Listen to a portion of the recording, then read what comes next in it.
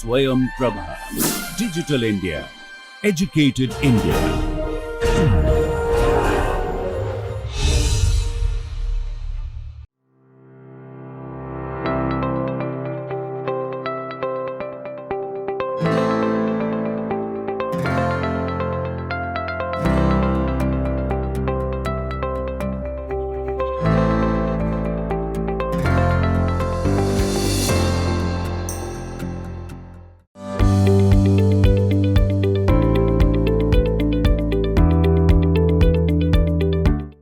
Good morning to all of you. Welcome to the Swayam Prabha DTH project on the course Refrigeration and Cold Chain Management.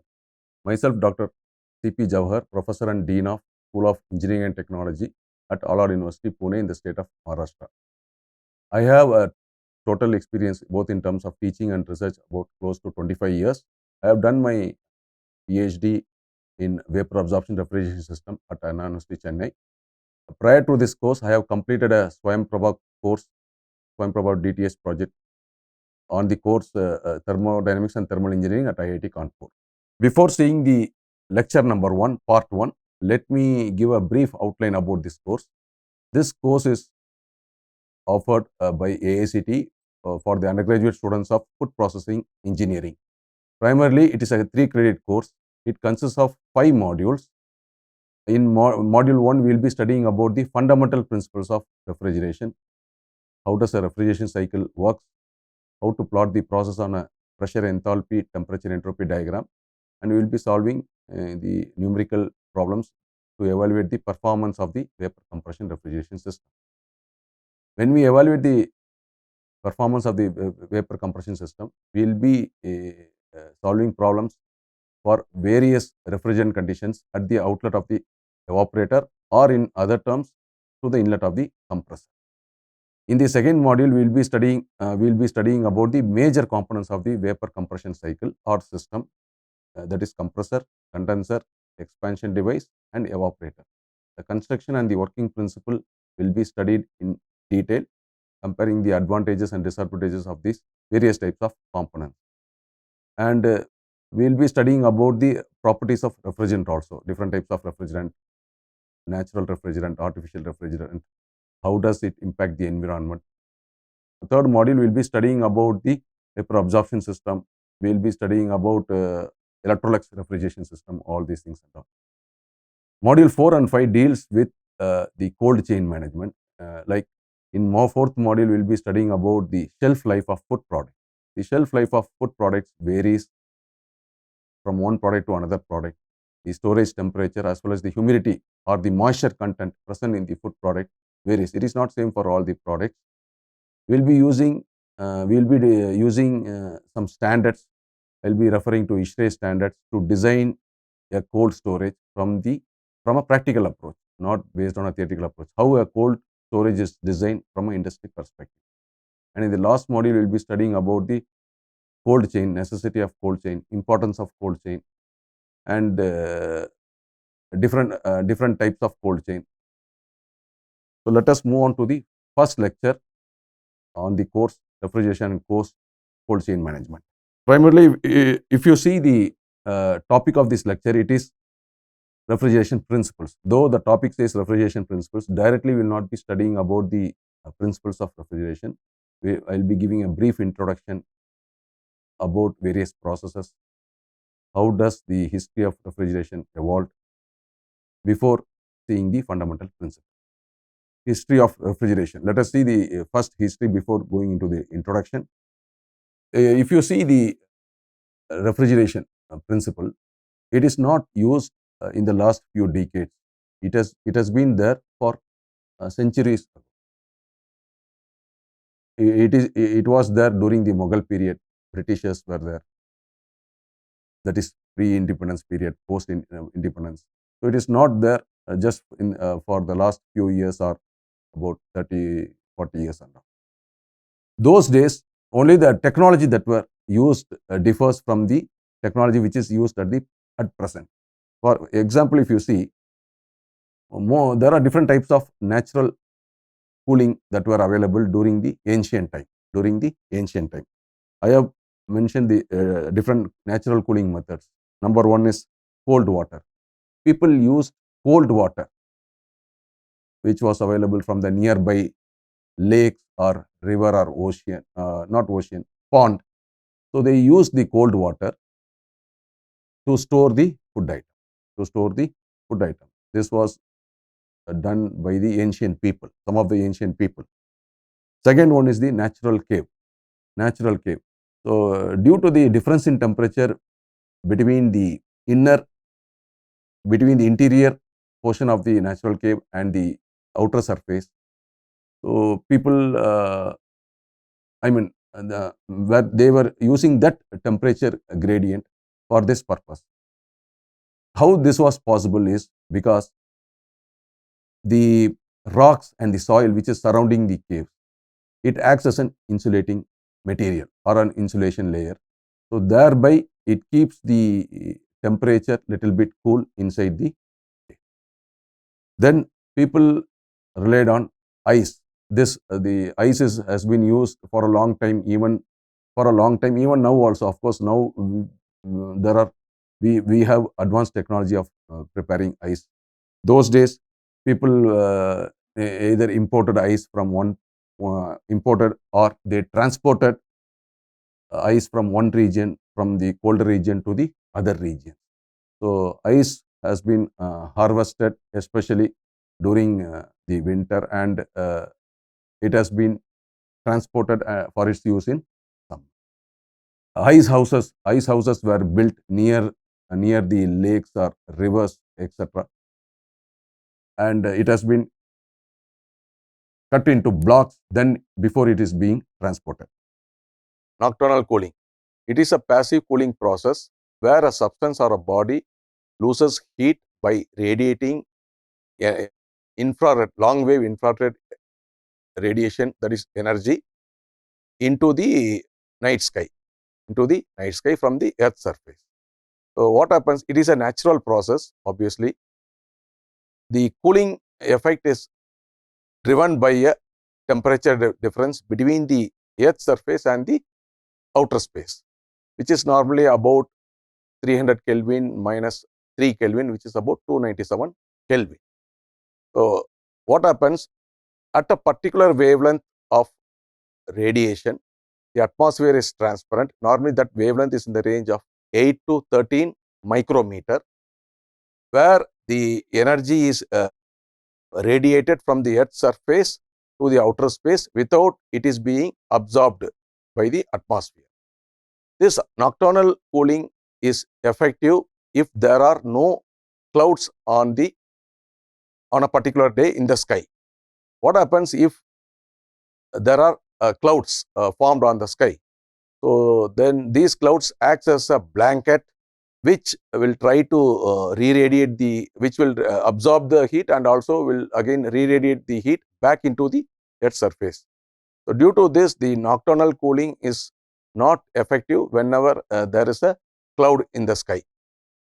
Then people use storage pits. They dug pits on the ground, then used ice. They used to have ice. They dug in the pit, which is covered by insulating materials such as straw or sawdust, etc. These are all the insulating materials which were used in order to maintain the temperature. So all these methods were natural. All these methods are natural, that were used by the people right from ancient time. Then evaporative cooling. This is a natural method of cooling. This method employs evaporating the water or evaporation of water to cool the air. The energy or the heat which is required to convert the liquid into gas or vapor taken from the surrounding air. What happens? The molecules with high kinetic energy, they try to, when they escape the liquid surface, it reduces or it lowers the average kinetic energy of the remaining liquid, because of which the temperature is lower. So this is how evaporative cooling method works. Architectural design. This is similar to the concept which is in natural cave. So how cooling was achieved in this one due to the high ceiling and thick wall. These some of the architectures were built built with thick wall. So due to this and also due to the high ceiling, people used that as a cooling one, especially during summer, especially during summer. Because there's a vast difference between the temperature between the inner portion and the outer portion. Before seeing the artificial cooling process, let us see the limitations of natural cooling process. Drawback number one: this natural cooling process, it is not a continuous process; it is an intermittent one. Number two, it depends upon the weather condition. Like for example, it depends upon the temperature, the humidity level on a particular day. The humidity of how much humid the air is, what is the temperature of the air on a particular. And if you take the evaporative cooling process, it is not suitable in humid places, because already in humid places the air, the amount of moisture present in the air is high, and in such places, if we employ this evaporative cooling process. So moving on with the history of refrigeration, William Cullen demonstrated artificial refrigeration. So whatever the methods which I have discussed so far in the previous slide, all these methods are natural. None of the methods belong to artificial refrigeration category. So now let us see, when does the first machine or refrigeration system was developed. So if you see, look at the history, William Cullen demonstrated artificial refrigeration through evaporative cooling.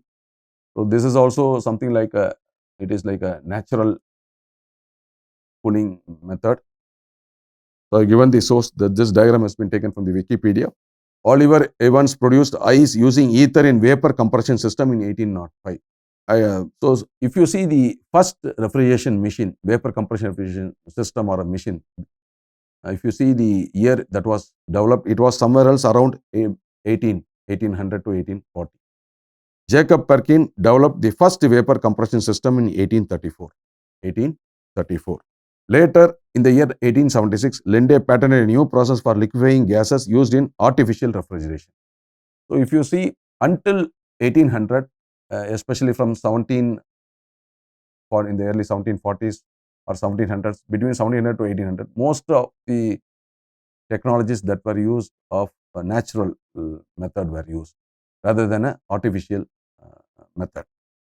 And in the year 1913, William Wolfe invented the first home electric refrigerator. You can see the photograph of that refrigerator, which was invented in 1913. After this invention of the first home electric refrigerator, there was mass production of domestic refrigerator that started in the year 1918, when William Durant introduced the first home refrigerator with a self-contained compressor. So here you can see the refrigerator. It looks like exactly like how the refrigerators were there in the modern era, like how it was there in the last 2 or 3 decades.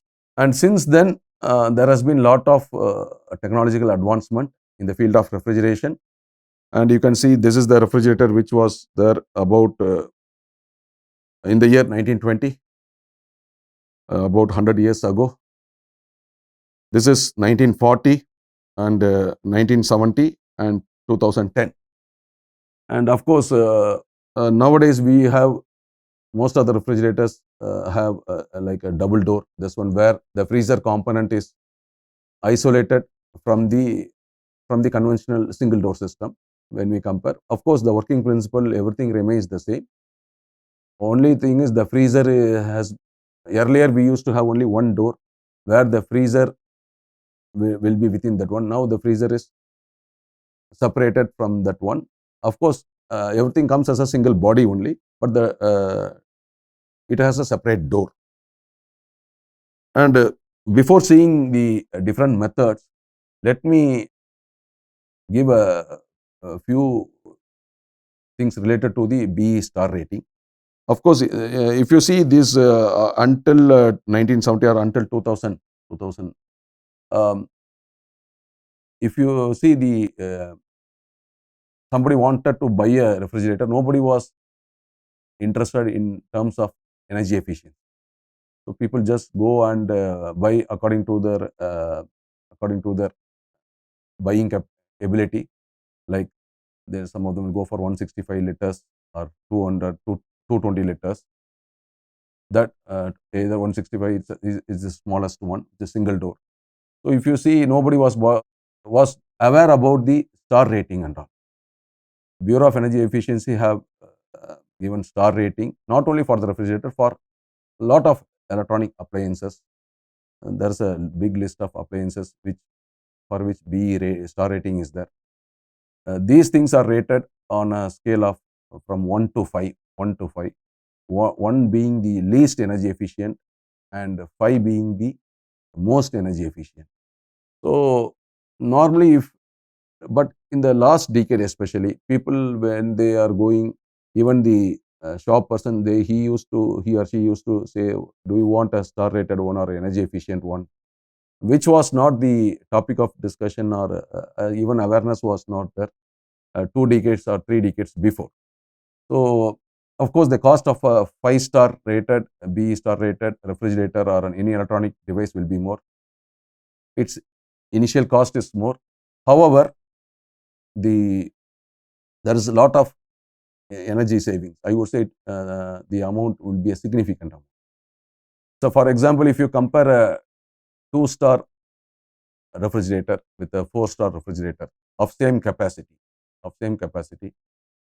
the power consumed by a 2-star would be at least 2 to 2.5 times or 3 times compared to a 5-star refrigerator of same capacity.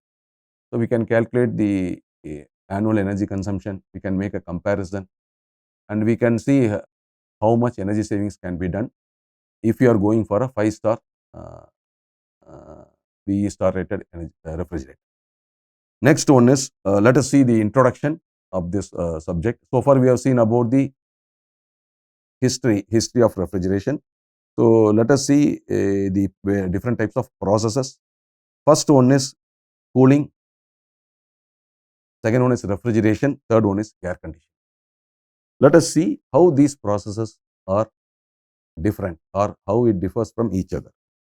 Let us see first one, cooling, or let me write like this.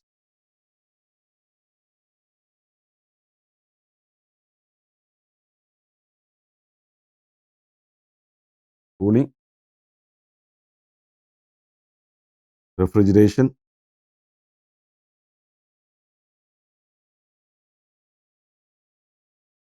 and air conditioning.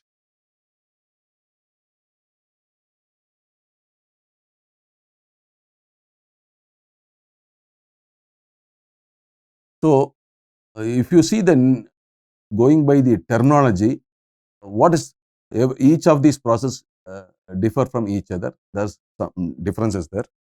Normal, when I say normal cooling, generally cooling process. Suppose substance is there whose temperature is say 40 degree. It is reduced to a temperature of 30 degree. And if the ambient condition or the surrounding temperature is 30, so we can, in a normal cooling process, we can cool a medium or a product from the temperature where it is to a temperature equal to the temperature of the surrounding. Here, temperature of the body is equal to temperature of the surrounding, or we can say ambient temperature. Let us take temperature of the ambient. Let me write it clearly, since it's ambient. So we here, in a conventional cooling method, we cannot lower or reduce the temperature of the body below the temperature of the surrounding or ambient. For example, if you are having the ambient temperature as 30, if I am having a liquid at of 35 degree or 40 degrees centigrade, whatever it is, without using any refrigeration, cooling, refrigeration or any other technology. I cannot bring down the temperature of that fluid less than 30. Maximum it is possible to achieve 30 without using any refrigeration. But in case of refrigeration, the temperature of the body or a product medium, it is less than the temperature of the ambient. So, if I want to reduce the temperature of a substance less than the temperature of the surrounding or an ambient, then I have to go for refrigeration. So, in the same example, like if I want to reduce the temperature of the liquid, let us take the liquid as a water. From 30 to 40 to 30, I have brought, it has normally come down due to natural.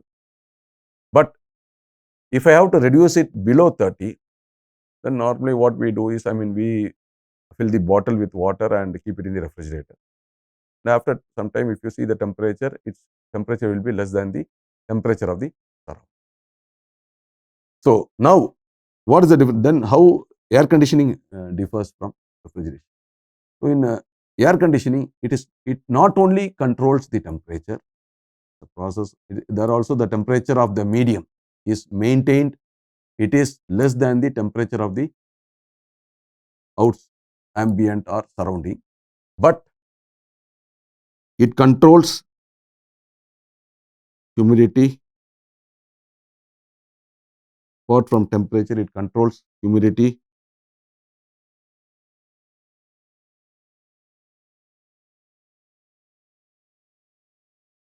temperature, it controls humidity, cleanliness, that is called quality of air,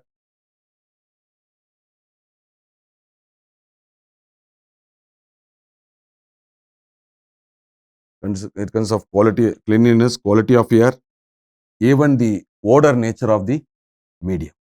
Air conditioning not only involves temperature, humidity, cleanliness, but also it involves air velocity. Let us say if you take the air conditioner, whether it's a window AC or split AC or any this one.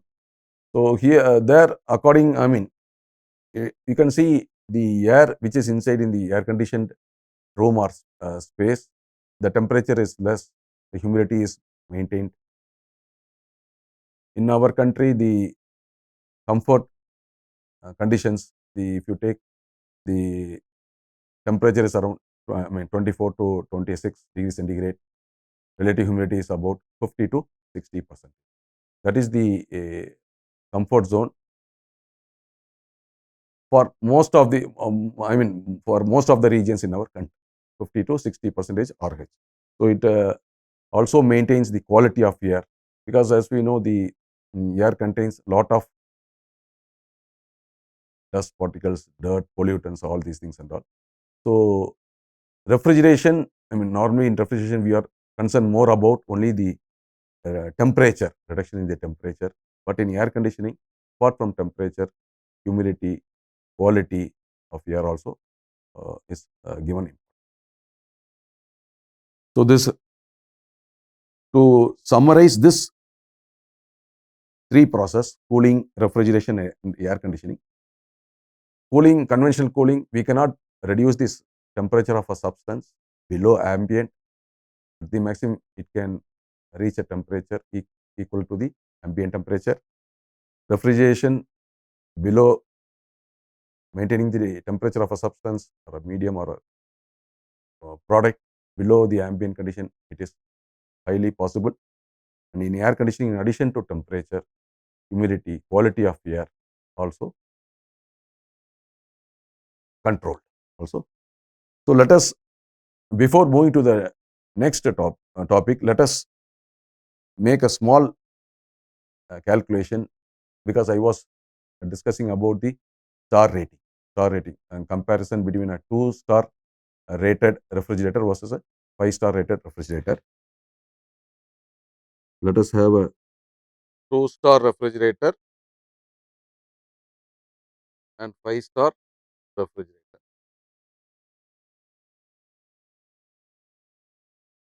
Let us take the capacity is 220 liters.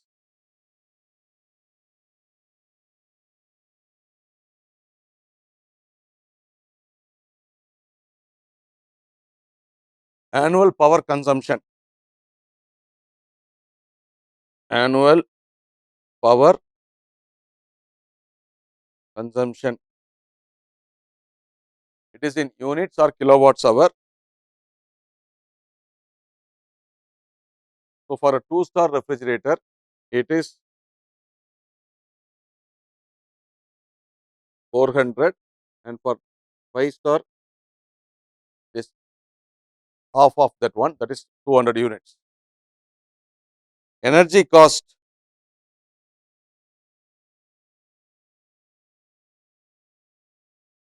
rupees 6 per kilowatt hour.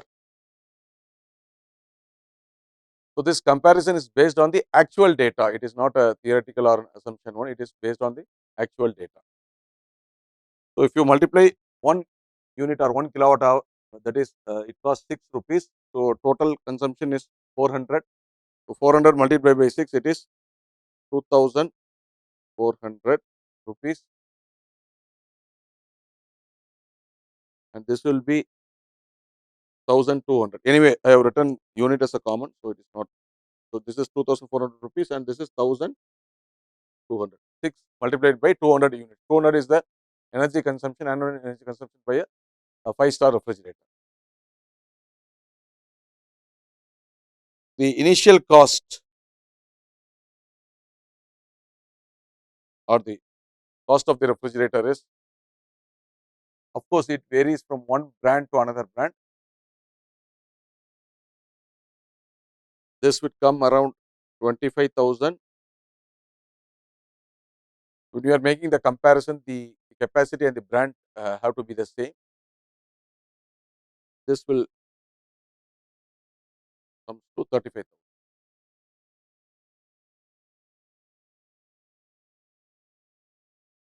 So, if we see the difference in the energy saving, so a 2-star refrigerator, it consumes 400 units annually, and a 5-star refrigerator consumes 200 units.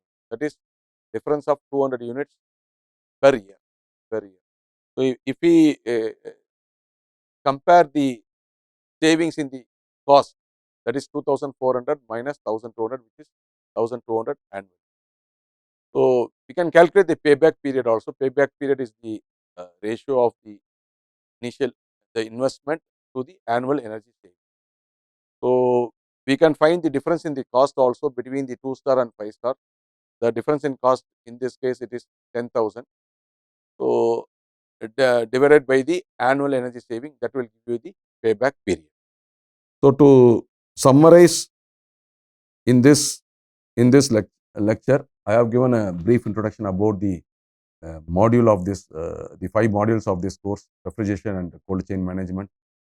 We have seen the history of refrigeration. People were using during the ancient times, people were using natural cooling methods until 1800, and since 1800, there were few, the artificial refrigeration machines have been invented. Some of them were successful, some of them were not successful, but which provided an insight for the and which motivated the further researchers to invent on the technology. Then we have seen the difference between cooling, refrigeration and the air conditioning, made a comparison between a 2-star rated refrigerator and a 5-star rated refrigerator. So, with this, let me conclude lecture number 1, part 1.